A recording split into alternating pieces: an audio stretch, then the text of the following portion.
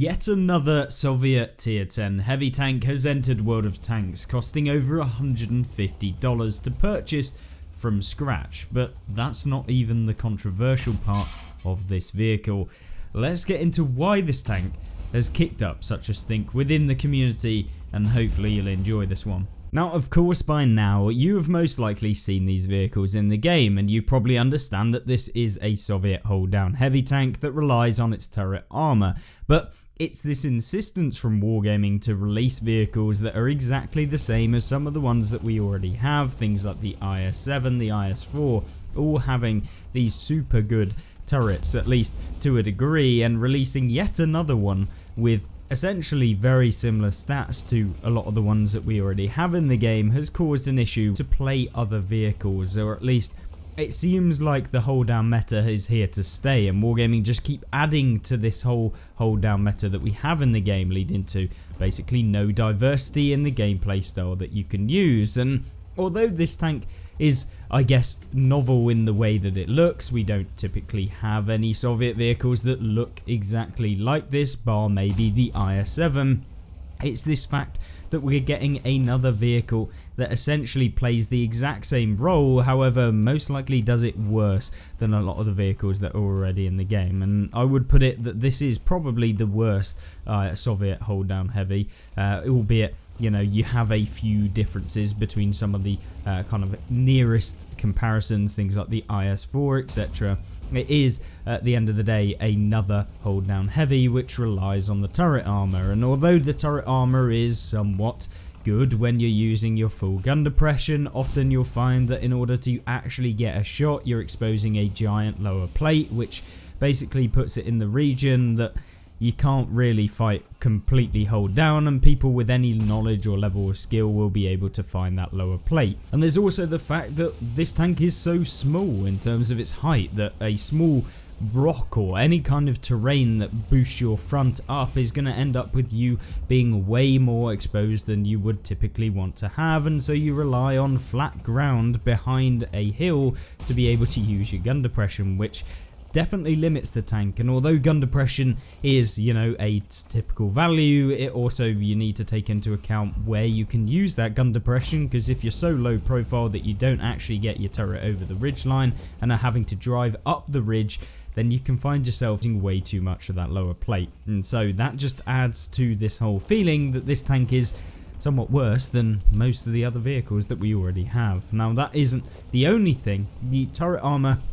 although it is very good when you're using the gun depression, you've got about 450mm of armor with the buffs to its mantlet that it received literally the day before it's actually going live, and in some cases just 6 hours before, having to be able to actually remove the assembly shop for that day and delay it until the next day, of course causing even more anger from the player base who maybe, you know, booked a day off work or did whatever they want to. Now obviously, should you be booking a day off work to purchase a tank in World of Tanks? I don't know, but maybe you wanted this tank that bad and you wanted the style, and I mean, it would suck that they then rescind their offer of that this tank would be released on that date, and now it's the next day and it has different statistics. It is just annoying to most of the players, and I'm sure that people were definitely angered by the fact that this one actually got delayed into the game. So with that being said, I mean, the armor, although being very good in a general sense when you're using the turret armor, and if you can somehow hide this gigantic lower plate that it has made of absolute paper that everyone that you fight against will be able to pen, you also have the problem that because you're so low profile, as soon as someone actually, which is most likely going to be above you, shoots down onto the upper plate,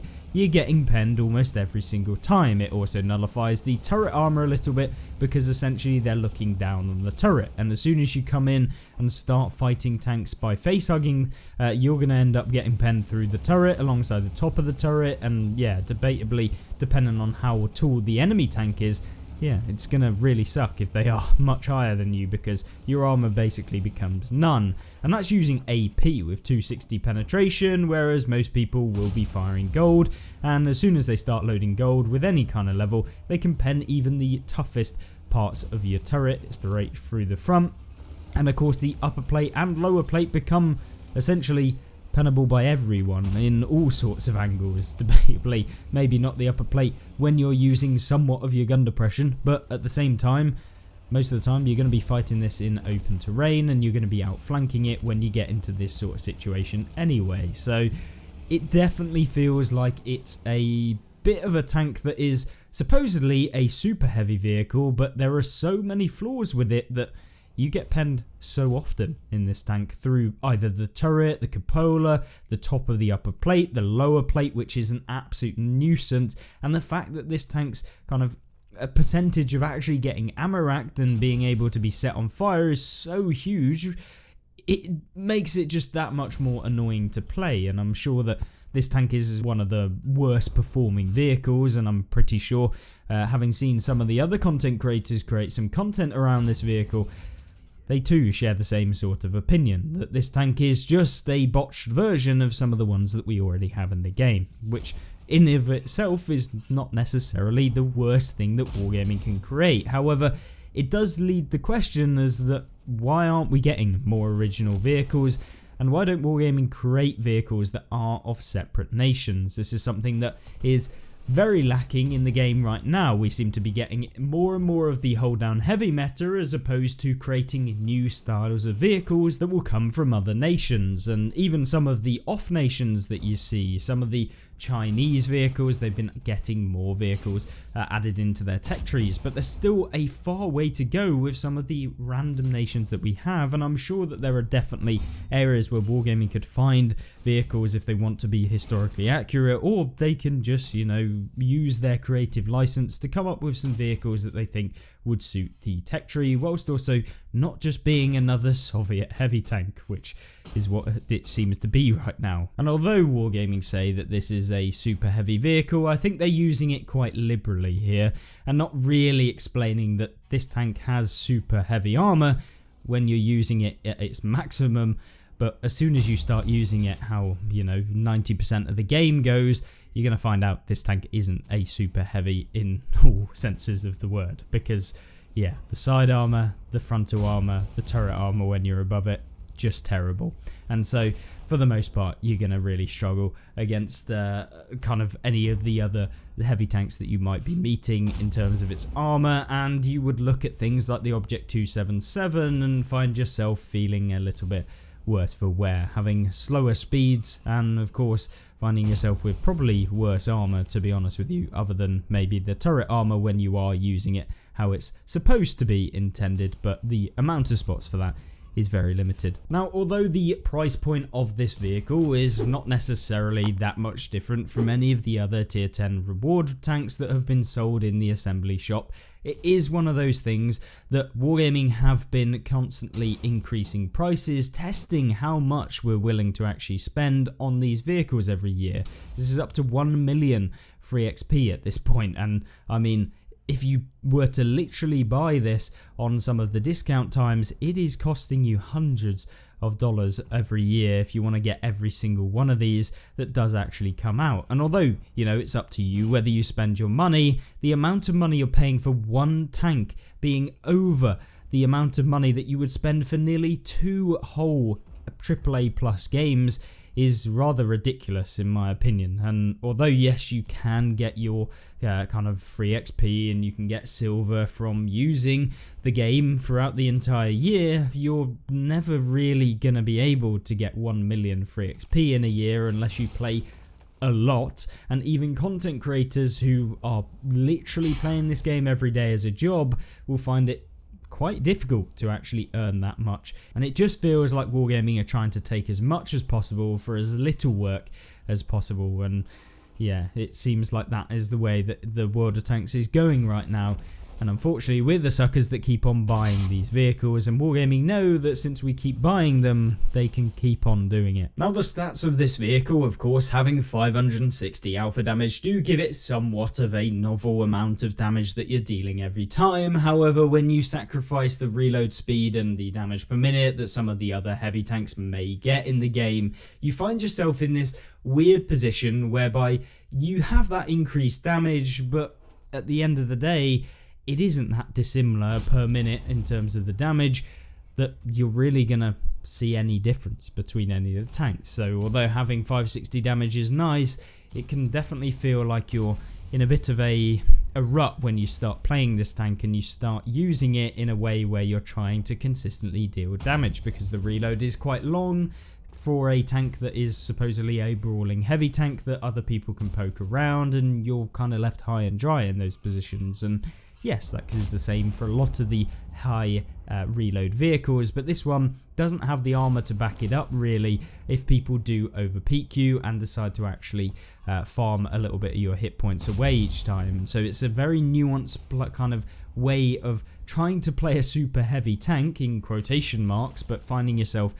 not really in a super heavy tank. And so yeah, it feels like Wargaming definitely got the idea of this one maybe a little bit wrong. And other than the look of the tank, there is nothing special about this vehicle. And if I was going to say to any of you whether or not to actually purchase this using your money, if you of course save up some money and you want to spend a bit on the game, this definitely wouldn't be the thing that I would say and recommend. And unfortunately, because of the fact that this tank was actually released so late and we didn't have access to this vehicle, we were having to play on the vehicle before it was actually buffed into what it actually is in the game right now. So a lot of the reviews and everything that we actually got about this vehicle was not entirely accurate, and so you have to form an opinion both either before the tank goes live when the statistics aren't the same, and although they weren't majorly different with some boasts to kind of the speed and stuff like that of this vehicle,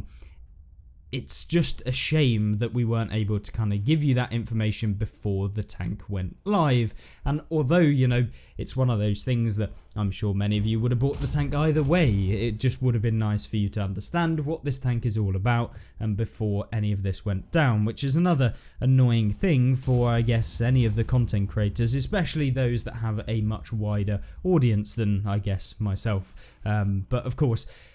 that's one of those things that I feel like could have definitely been improved and can definitely be improved without much, I guess, need for a lot of work. So with that being said, yeah, the originality of these tanks really does annoy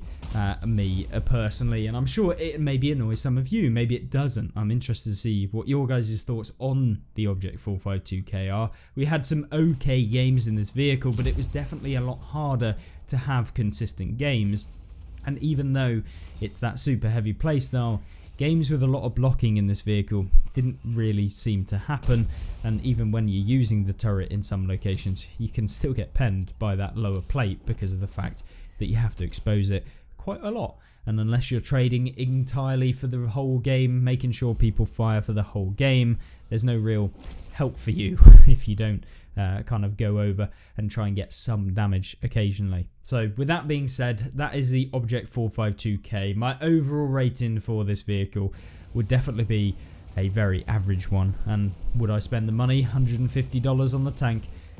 No, I think this tank is very, very overpriced for what you actually receive from it, and there are tech tree alternatives that you can get for free in the game just by playing it, including the IS-4, the IS-7, the Object 277, and the list goes on, and I would much rather have those vehicles than this one. So thank you very much for watching. Subscribe if you found it useful, informative or entertaining, and hopefully you'll join me back in that next one. Goodbye.